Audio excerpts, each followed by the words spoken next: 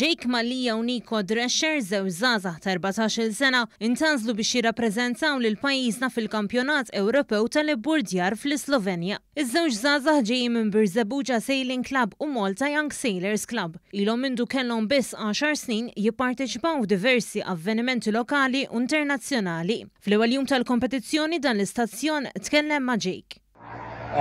Matul is-sena jkollna numru ta' tliela aħna regattas li nsejħulhom ranking u minn dawn mbagħad skont kif tispiċċa jintgħażlu l-aħjar u minn dawk il-5 kemm ikun hemm jintasal it-tim nazzjonali u mbagħad dawk kunhom l-għażla jridu jitilgħu jew le. Il-kampjonat kien ippjanat li jsir fl-Estonja f'Ġunju li għadda u ġie pospost minħabba l-COVID-19. Jenks armana li din kienet il-ħolma tiegħu. Mendu kont vera żgħir dejjem kont noħlom nara kbar imorru jsifru ma' tim nazzjonali u issa vera ferħan li għandi l-opportunità u qed nagħmel minn kollox biex imorru tajjeb flimkien bħala tim magħhom.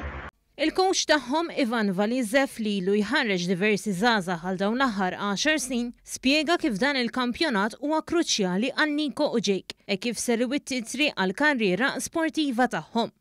For them, it's maybe this is the most important event in Optimis in their career, and I think they're enough good. They have a lot of experience because they had a lot of competition before that and they work very hard to prepare for this event. Il-kampjonat għandu għaddej ġimgħa u jilħaq il-qofol tiegħu nhar il-Ħadd 25 Ottubru.